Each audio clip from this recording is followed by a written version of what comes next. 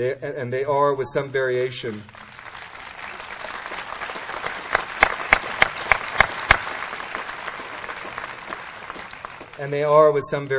the very same books that Jack Kemp would have read in his Western Civilization course. It is reassuring to know that they are part of the mental equipment they both brought to their public careers. These are books filled with ideas that allowed two callow 18-year-olds to ask important questions about freedom and necessity, justice and inequality, the possibilities and limits of the market, the vanity of human wishes, and the nature of tragedy. They allowed them, in short, to ask about the human condition, what they might become, and in Barack Obama's case, what special obstacles he might face. So I put the question to you: what more can one ask from an education than this? Are these not the questions that matter most? Surely they are the questions we want our leaders to reckon with.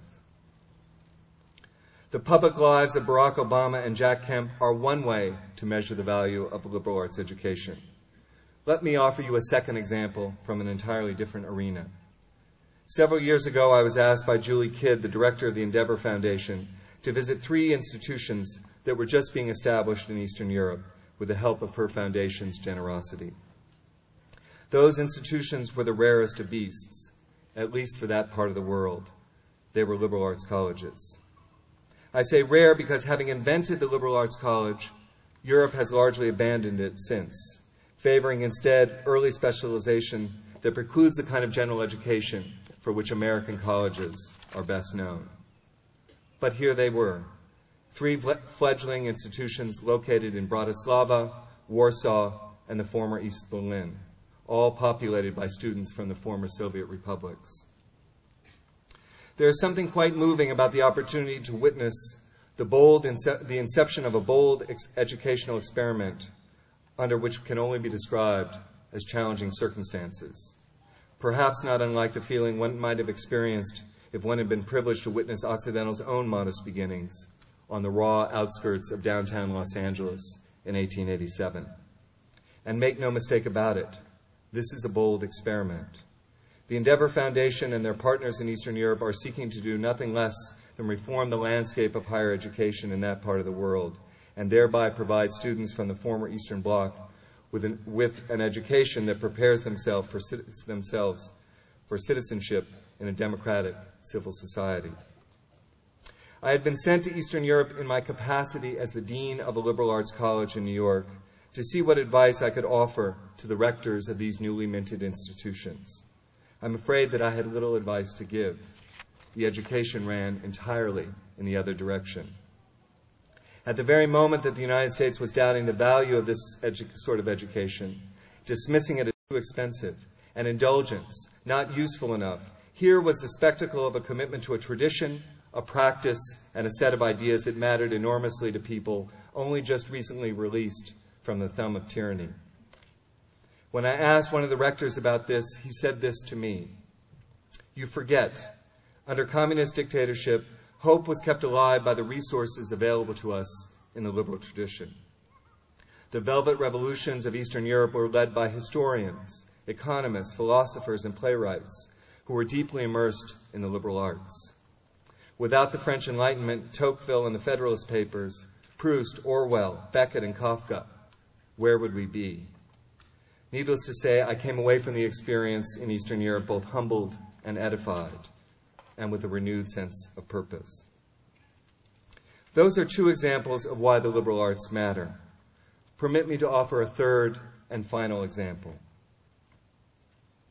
In the late 1980s, a young woman named Magdalena Arias applied to Occidental from a poor high school in La Puente, California. She was one of 11 children, the first in her family to go to college. As you can imagine, this produced a certain amount of ambivalence in her family. Her father was a conservative, hardworking man. He told his daughter that college wasn't for her. One can imagine the reasons. He expected his daughters to leave the house when they were married, not before. He did not want to lose his daughter to a broader world, the values of which he either did not understand or had little sympathy with.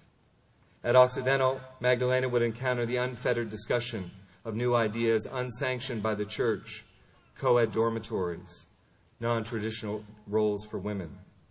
Besides, she was one of 11 children.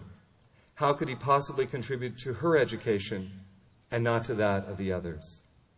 College, in short, was for other people's children.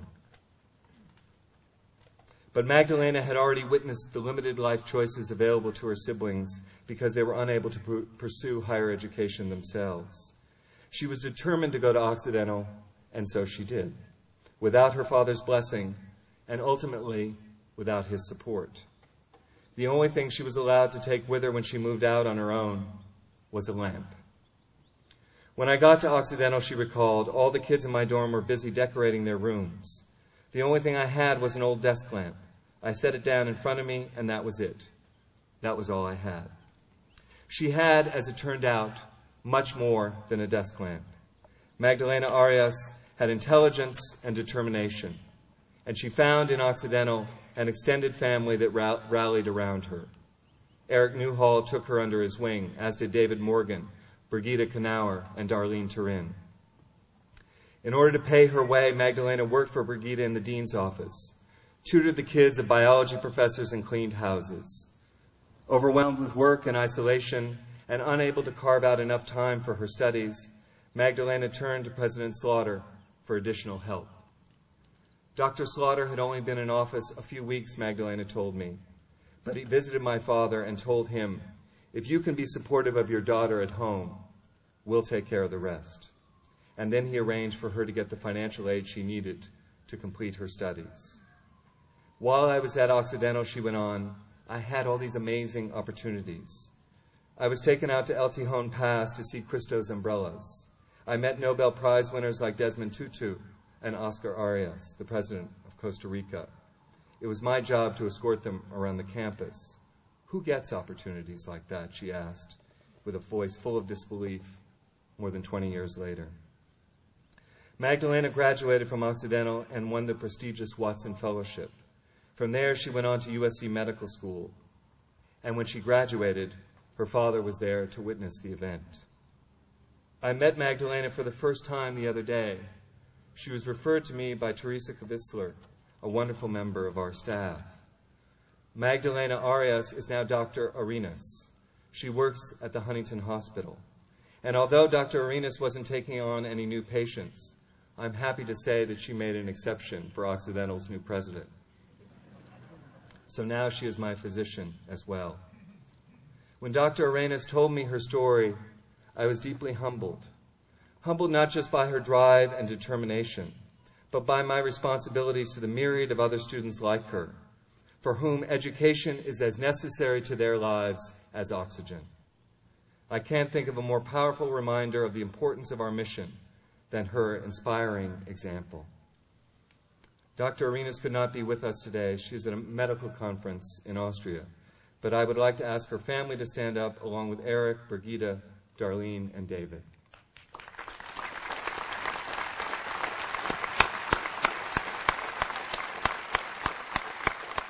So here we are, having traversed three distinct worlds that could not be further apart from one another. The presidency of the United States of America, the stunning revolutions of Eastern Europe, and this account from a determined young woman from La Puente, California. And a liberal arts education is at the heart of each one of them. That's my answer to why the liberal arts matter. That's my answer to why Occidental matters. Thank you all for coming today to share this very special occasion.